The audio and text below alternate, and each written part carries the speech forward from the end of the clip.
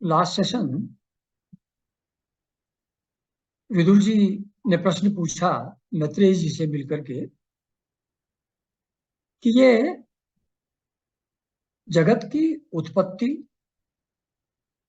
स्थिति और प्रलय,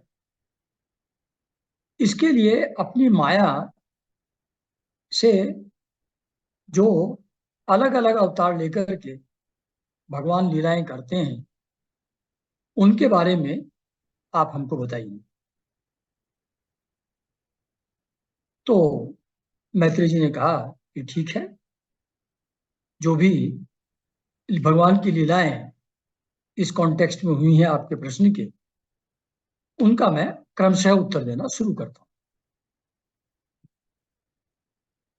तो लीला शुरू होने के पहले सृष्टि तो होनी चाहिए। सृष्टि होगी तभी लीला होंगी भगवान की। तो इसलिए वो सबसे पहले जब क्रमशः करना है तो सबसे पहले सृष्टि हुई कैसे, ये बताना शुरू करते हैं। तो मैत्रेय जी बताते हैं विदुर जी को कि सृष्टि की रचना के पहले सभी आत्माओं के आत्मा, यानी कि दैट पर ब्रह्म, परमेश्वर, that ultimate reality, that alone was there, सिर्फ वही थे। न दृष्टा था न दृश्य। ऑब्वियसली जब एक ही है तो कौन देखेगा और किसको देखेगा, इसलिए दृष्टा और दृश्य होने का प्रश्न नहीं है। क्योंकि उस समय परब्रह्म परमेश्वर वो अकेले ही रहने की उनकी इच्छा थी, तो सृष्टि के पहले वो अकेले ही थे। फिर उनके अंदर एक इच्छा जागृत हुई कि कुछ देखें। तो देखने को कोई था ही नहीं, ना देखने वाला था, ना देखी जाने वाली चीजें थी, क्योंकि वो ही अलोन, वही प्रकाशित थे, उन्हीं का इल्यूमिनेशन था। He was alone. तो उनको लगा कि क्या मैं रियल नहीं हूं, क्या मैं असत हूं। एक्चुअली तो ऑब्वियसली ऐसा नहीं था। उनकी जो शक्तियां थी, प्रकृति, पुरुष, काल आदि, वो भी सब सोए हुए थे और उनके ज्ञान का लोप नहीं हुआ था। That means his power of perception was very much there.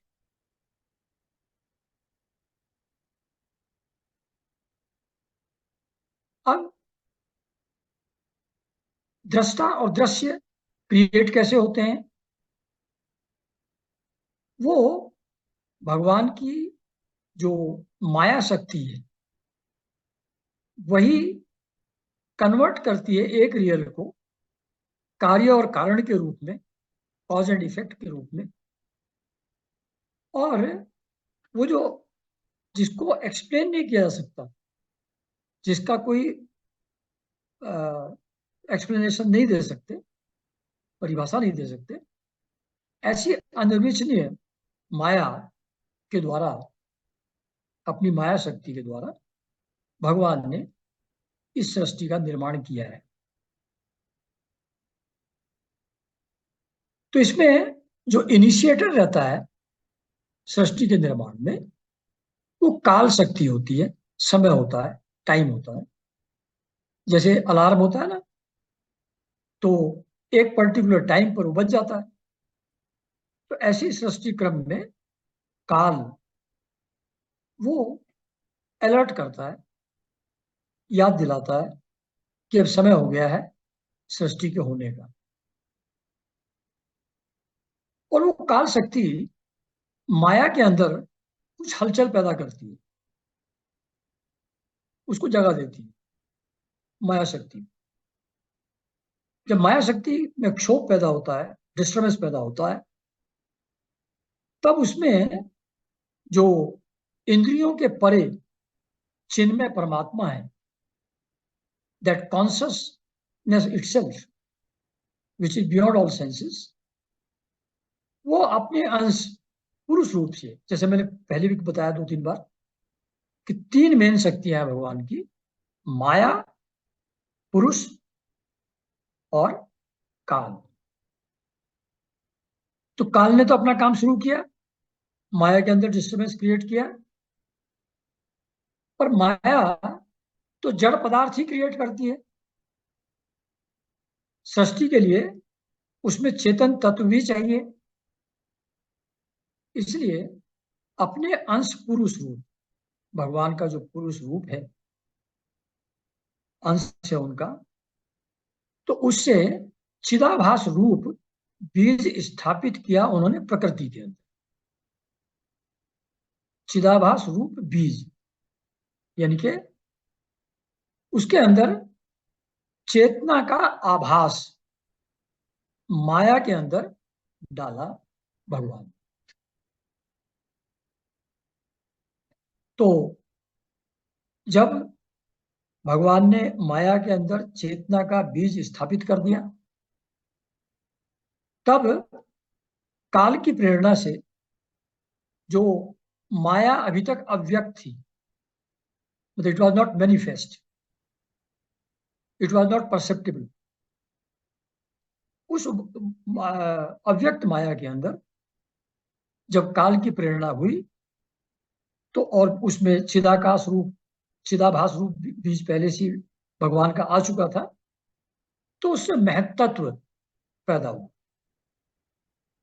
महत्त्व जैसा एक बार मैंने पहले भी जिक्र किया था, इट कैन बी लाइकेंड टू जो सृष्टि का अंकुर, स्प्राउट, उस तरीके की चीज इसको माना जा सकता है। इसके अंदर ज्ञान शक्ति भी है, यानी कि पावर ऑफ परसेप्शन भी है, और इसके अंदर डिफरेंट ऑब्जेक्ट्स को, बॉडीज को क्रिएट करने की पावर भी है।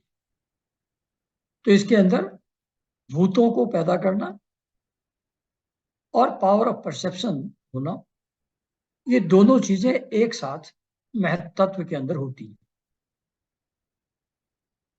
तो फिर जब चिदाभास यानी कि पुरुष का अंश, गुण यानी प्रकृति, और काल के अधीन है ये महत्त्व, इस पर जब भगवान की दृष्टि पड़ी, तो इससे विश्व की रचना का कार्य प्रारंभ हुआ और महत्त्व ने अपने आप को रूपांतर किया, यानी कि ट्रांसफॉर्म कर लिया। तो किस फॉर्म में महत्त्व ट्रांसफॉर्म हुआ? महत्त्व के विकृत होने पर अहंकार की उत्पत्ति हुई, मतलब ट्रांसफॉर्म्ड इटसेल्फ इनटू अहंकार, सेंस ऑफ आई।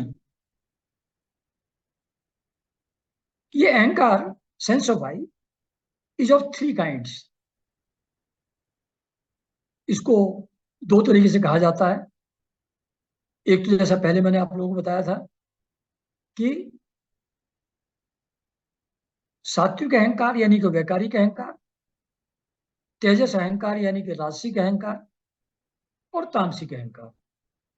एक तो इस तरीके से क्लासिफिकेशन है अहंकार का, और एक दूसरा क्लासिफिकेशन है जिसको कार्य यानी कि अधिभूत, कारण यानी कि अध्यात्म, और कर्ता यानी कि अधिदैव रूप से भी महत्व इसको अहंकार को कहा जाता है। तो अधिभूत से पंच महाभूत पैदा होते हैं, यानी कि दिस कॉरस्पॉन्ड्स टू तामस अहंकार। कार्य यानी कि अधिभूत यानी कि तामस अहंकार, और कारण यानी अध्यात्म यानी कि तेजस अहंकार, उससे इंद्रियां और मन बनते हैं। और कर्ता यानी कि अधिदैव, वो 11 इंद्रियों के, 10 इंद्रियां प्लस मन, इनके जो अधिष्ठाता देवताज हैं, हर इंद्रिय का एक एक देवता है, जैसा पहले बताया था। तो वो सात्विक या वैकारिक अहंकार से पैदा होते हैं। तो वैकारिक अहंकार से मन पैदा हुआ, इंद्रियां पैदा हुई, नहीं सॉरी, मन और इंद्रियों के अधिष्ठाता देवता, वैकारिक से इंद्रियों के अधिष्ठाता देवता, जैसे रूप के देवता सूर्य हैं, श्रवण शक्ति के देवता दिशा है। तो ये सब जो देवता लोग हैं और मन, ये वैकारिक अहंकार से उत्पन्न हो, और तेजस अहंकार से ज्ञानेन्द्रिया और कर्मेंद्रिया बनी, और तामस अहंकार से at first stage of mutation सूक्ष्म भूतों का कारण शब्द तन्मात्र पैदा हो, यानी कि फर्स्ट मैनिफेस्टेशन जो एक परसेप्टिबल फॉर्म में महत्व का हुआ, वो अहंकार, तामस अहंकार से शब्द तन्मात्र प्रकट हुआ।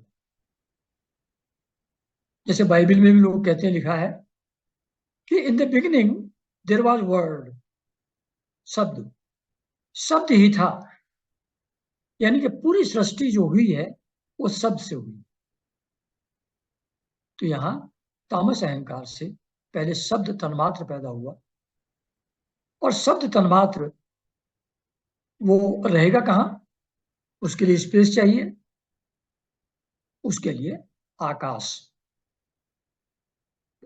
प्रकट हुआ, यानी कि फर्स्ट स्टेज में शब्द और आकाश तामस अहंकार से उत्पन्न हुए।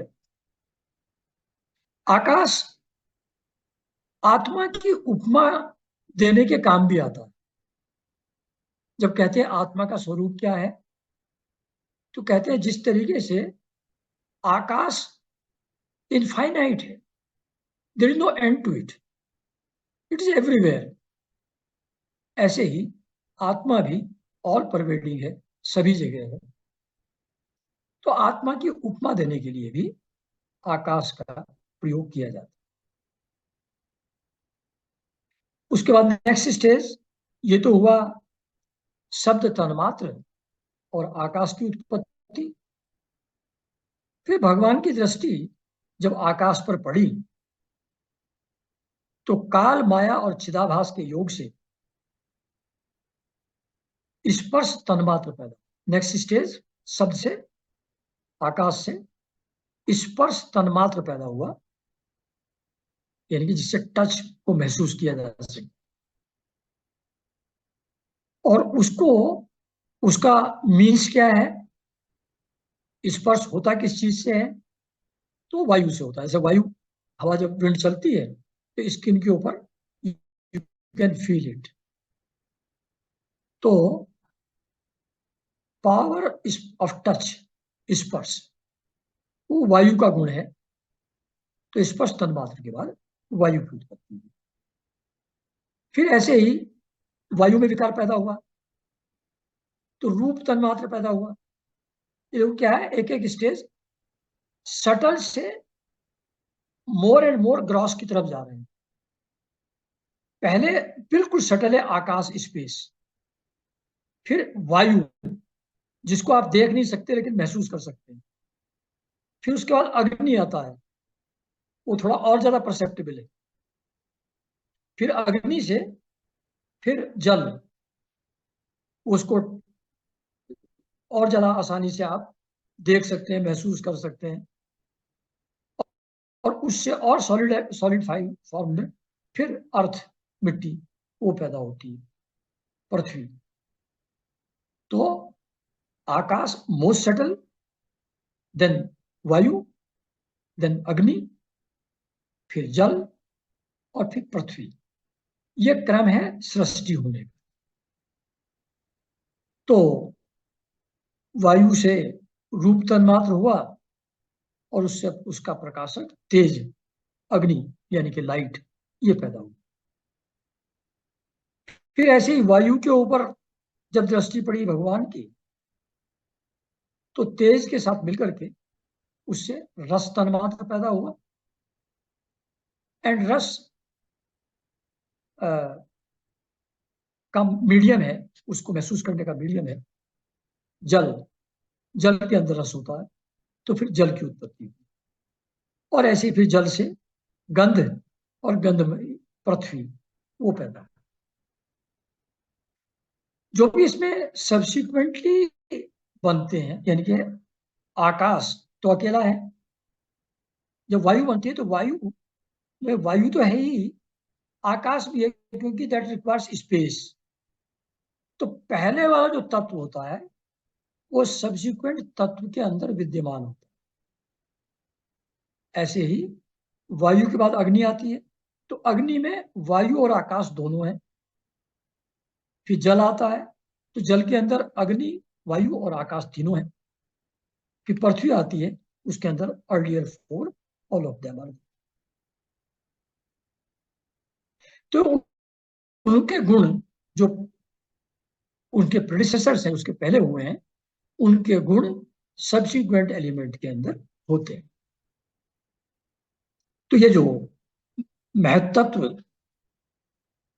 पैदा हुआ था और इससे विकार हुआ आकाश, जल, पृथ्वी की एटसेट्रा के रूप में, और उससे उसके कॉरस्पॉन्डिंग देवता लोग पैदा हुए, वायु, सूर्य, अग्नि,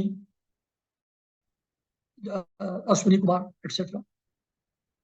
ये सब सबके सभी भगवान के ही अंश हैं, क्योंकि भगवान is the source of each one of them. तो भगवान के अंश तो थे तीनों, सभी तत्व थे, सभी देवता भगवान के अंश थे, लेकिन वो इंडिपेंडेंटली अलग अलग थे। अलग अलग रहने के कारण से वो विश्व रचना का कार्य करने में सफल नहीं हुए। मतलब they could not create this सृष्टि, though all the elements were there, all the devatas were there, but they were not able to put together everything to create this सृष्टि। तो अब क्या करेंगे बेचारे, जब नहीं सफल हो रहे हैं, तो भगवान ने बनाया तो था उनको सृष्टि चलाने के लिए, सृष्टि का काम कर नहीं पा रहे हैं, अलग अलग बैठे हुए हैं सब इंडिपेंडेंटली। तो फिर ऑब्वियसली जब असफल हो जाता है आदमी, असहाय हो जाता है, तो करेगा क्या, तो भगवान से प्रार्थना करेगा। तो फिर देवता लोग पहुंचे फिर भगवान जी के पास उनके प्रार्थना करने। उन्होंने कहा, देव, आपके चरण कमल की वंदना करने से जो भी जीव आपकी शरण में आते हैं, आप उनकी रक्षा सुरक्षा करने के लिए एक छत्र के समान है। आपका आश्रय लेने से, ये थोड़ा अभी बटरिंग का काम चल रहा है, वो भगवान को कह रहे हैं कि आप ऐसे महान हैं, तो आपके लिए कौन सा मुश्किल है, आप तो कर ही सकते हैं, आप ही का सहारा है। तो इस बात को इन शब्दों में वो कह रहे हैं देवता लोग, कि आपका आश्रय जो ले लेते हैं वो संसार दुख से एकदम फ्री हो जाते हैं, उसको बहुत ही आसानी से दुख को दूर फेंक भगाते हैं, जो शरण ले लेते हैं आपके चरण कमल। और हे जगत करता, हे जगदीश्वर, ये ताप त्रय से व्याकुल जो जीव हैं, इनको कहीं भी शांति नहीं मिलती। अब ये ताप त्रय क्या है, तो तीन टाइप के ताप होते हैं, वही आदि भौतिक, आदि दैविक, और तीसरा कौन सा हुआ, आदि दैविक, आदि भौतिक, हाँ, और आध्यात्मिक, अध्यात्म। तो मतलब आदि भौतिक ताप क्या हुआ, शरीर में कष्ट, पेन, सफरिंग। आदि दैविक क्या हुआ, जो ग्रह नक्षत्रों के कारण से जीवन में समस्याएं पैदा हो जाती हैं, देवताओं के कारण से। और आध्यात्म यानी कि इंद्रियों के, मन के कारण से जो समस्याएं पैदा होती हैं, वो आदि अध्यात्म अध्यात्म वाली सफरिंग हुई। तो शारीरिक कष्ट, मानसिक कष्ट और देवी देवताओं द्वारा, ग्रह नक्षत्रों द्वारा पाया हुआ कष्ट, ये तीनों टाइप के जो कष्ट है, तीनों टाइप के जो ताप है, इनको कहीं भी शांति नहीं मिलती। एक के बाद एक, एक के बाद एक, एक के बाद एक डिफिकल्टी लाइफ में आती जाती है, आती ही जाती है। तो वो सिर्फ आपके चरण हैं जिनकी ज्ञानमयी छाया में इन तीनों तापों से जीव मुक्त हो सकता है। और जो मुनिजन है, वो वेद मंत्रों के द्वारा जिसका अनुसंधान करते हैं वो आप ही हैं। और जो संपूर्ण पापों का नाश करने वाले नदियों में श्रेष्ठ गंगा जी हैं, उनका उद्गम स्थान भी आपके चरण ही है।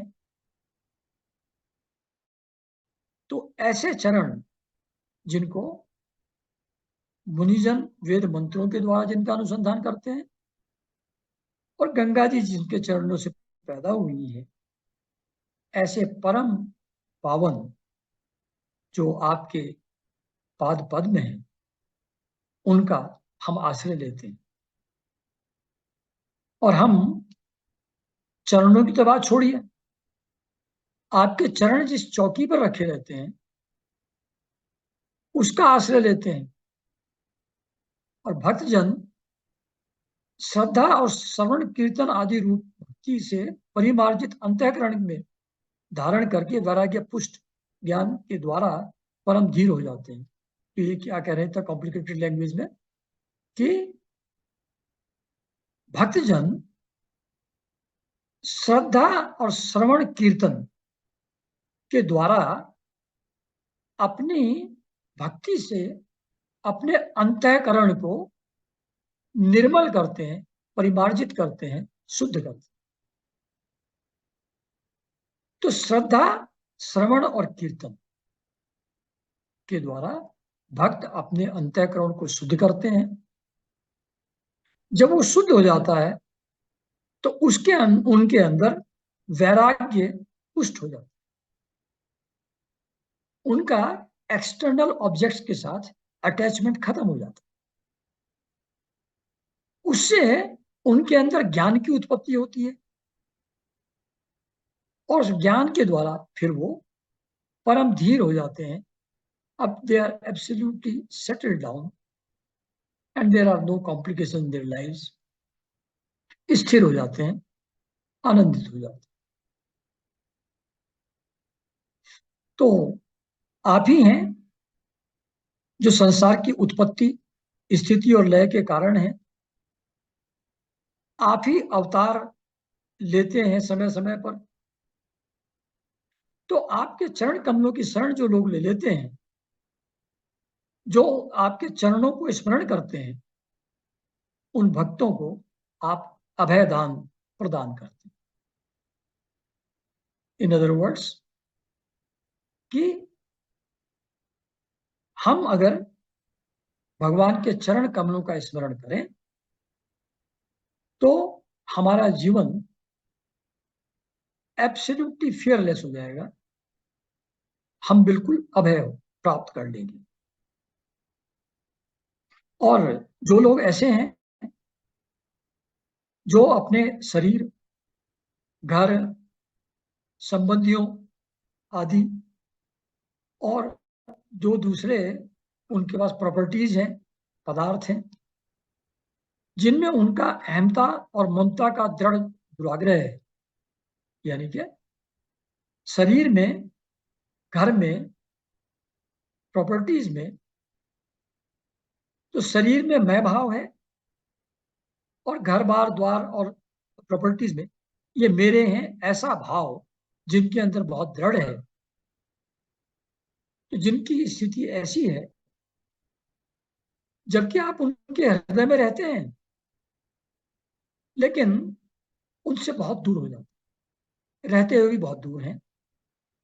क्योंकि जब तक मन बुद्धि एंटेंगल्ड है शरीर, घर द्वार में, रिश्तेदारों में, प्रॉपर्टीज में, तब तक भगवान का अनुभव, भगवान की सन्निधि का एहसास आदमी को नहीं हो सकता, व्यक्ति को नहीं हो सकता। तो ऐसे जो सुलभ हैं, सिर्फ एक्सटर्नल अटैचमेंट के कारण से दिखाई नहीं पड़ते, ऐसे आपके चरणार बिंदों को, यानी कि चरण कमलों को हम समझते हैं। फिर परम यशस्वी परमेश्वर इंद्रियों के विषयाभुक रहने के कारण, विषयाभिमुख रहने के कारण, जिनका मन सर्वदा बाहर ही भटका करता है, वे पामर लोग तो आपके विलासपूर्ण पाद विन्यास की शोभा के विशेषज्ञ भक्त जनों का दर्शन नहीं कर पाते, इसी से आपके चरणों से दूर रहते। ये क्या कह रहे हैं कि जिन लोगों का एक्सटर्नल ऑब्जेक्ट्स के अंदर बहुत अटैचमेंट है, वो लोग उन भक्त जनों का दर्शन भी नहीं कर पाते जो आपके चरणों से प्रेम करते, यानी कि जो संत हैं, गुरु हैं। तो गुरु या संत क्या होता है? गुरु या संत है जो भगवान के चरणों में जिसका दृढ़ अनुराग है, जो उसकी सुंदरता और जो उसका माधुर्य है और उसकी खुशबू, कमल जैसी सुगंध आती है, ऐसा कहते हैं, भगवान के चरणों से, गुरु के चरणों से। तो जो उन पाद पद्मों की शोभा को एंजॉय करते हैं, उसकी गंध को एंजॉय करते हैं, वही लोग साधु संत हैं, वही गुरु हैं। जिन लोगों का अटैचमेंट एक्सटर्नल चीजों में है, जिन मनुष्यों का, वो ऐसे संतों का भी दर्शन नहीं कर पाते। मतलब वन कैन रीच सेंट्स, जैसे फिजिकली अगर आप सेंट के पास चले भी जाएं, गुरु के पास चले भी जाएं, लेकिन अगर अटैचमेंट्स बाहर ज्यादा हैं तो गुरु से आपका लिंक बन नहीं पाएगा। तो गुरु से लिंक बनता तब है वो जब एक्सटर्नल चीज छोड़ करके भगवान को पाने की इच्छा मन में अच्छी तरह पैदा हो जाती। तो वो क्योंकि एक्सटर्नल अटैचमेंट के कारण से आपके भक्तों के दर्शन भी नहीं कर पाते, इसी कारण से वो आपके चरणों से बहुत दूर पड़ जाते। देव आपके कथामृत का पान करने से उमड़ी हुई भक्ति के कारण जिनका अंतःकरण निर्मल हो गया है, वे लोग वैराग्य ही जिसका सार है, ऐसा आत्मज्ञान प्राप्त करके अनायास ही आपके वैकुंठ धाम को चले जाते। ये क्या कह रहे हैं कि जब हम भगवान की कथाओं को सुनते हैं, कथामृत का पान करते हैं, कथाओं को सुनते हैं, उससे हमारे अंदर भक्ति उमड़ती है। तो आपके कथामृत का पान करने से उमड़ी हुई भक्ति, तो जब हम भगवान की लीलाएं, कथाएं सुनेंगे, हमारे अंदर धीरे धीरे करके भक्ति का प्रादुर्भाव होगा,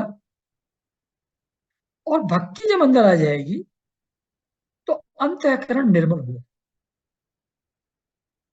अंतःकरण निर्मल होने से वैराग्य की उत्पत्ति हो जाएगी, और वैराग्य की उत्पत्ति होने से आत्मज्ञान हो जाएगा। जब वैराग्य हो जाएगा, बाहर से कट गए, भगवान से प्रेम हो गया, हृदय में भक्ति आ गई, तो फिर आत्मज्ञान, self realization, being one with that reality, वो अपने आप हो जाता है, उसके लिए कुछ करना नहीं है। तो वो अनायास ही, बिना किसी एफर्ट के, आपके वैकुंठ धाम को चले जाते हैं। तो क्या सीक्वेंस हुआ? कथामृत का पान करिए, लीला कथाएं सुनिए। वो करेंगे तो भक्ति आएगी, भक्ति होगी तो अंतःकरण निर्मल होगा, अंतःकरण निर्मल होगा तो वैराग्य होगा, और वैराग्य से आत्मज्ञान हो जाएगा, और आत्मज्ञान से आप वैकुंठ धाम को पहुंच जाएंगे। So simple. जो नेक्स्ट स्टेप्स हैं वो करने नहीं है, एक ही काम करना है, कथामृत का पान, लीलाएं कथाएं सुनना। Rest of the things will follow one after another, effortlessly, अपने आप जीवन में ऐसा रूपांतरण अपने आप हो जाएगा। कोई सुनने में कॉम्प्लिकेटेड लगता है बिल्कुल सरल, कुछ भी नहीं है। लीला कथा है, सुनो, भक्ति पैदा हो जाएगी, हृदय निर्मल हो जाएगा, वैराग्य आ जाएगा, ज्ञान उत्पन्न हो जाएगा, वैकुंठ धाम पहुंच जाओगे। तो other stages, for that you have not to do anything, इतने सरल तरीके से अपने आप हो जाता है। अच्छा, फिर आगे बोलते हैं, ये देवता लोग भगवान से प्रार्थना कर रहे हैं इस समय। दूसरे धीर पुरुष चित्त निरोध रूप समाधि के बल से आपकी बलवती माया को जीतकर आप में ही लीन तो हो जाते हैं, पर उन्हें श्रम बहुत होता है।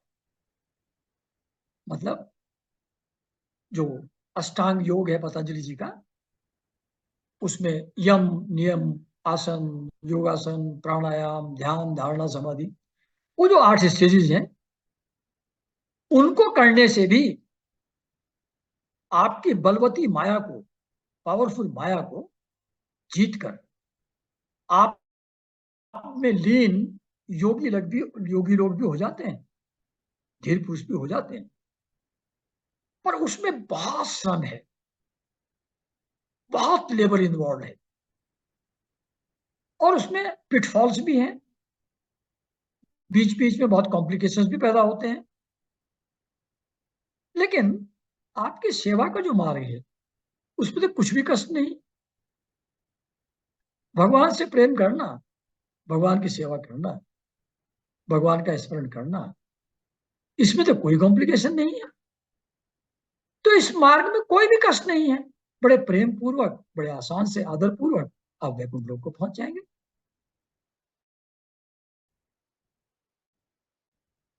फिर आगे कहते हैं, आधी देव,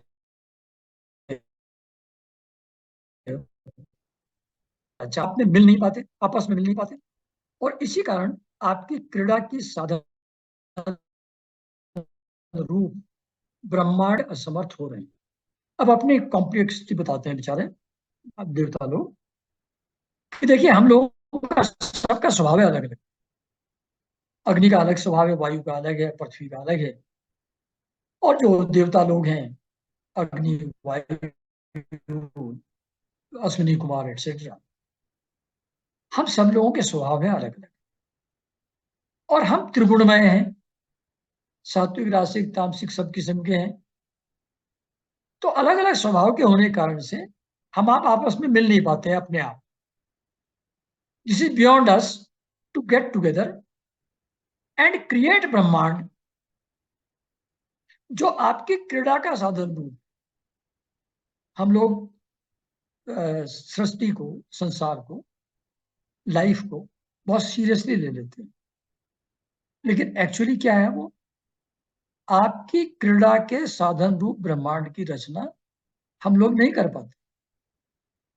तो जो ब्रह्मांड है, इसमें अलग अलग जीव जंतु हैं, अलग अलग योनियां हैं, ये क्रीड़ा की सामग्री है भगवान की। वो एक है, अनेक रूप से खेल खेलते।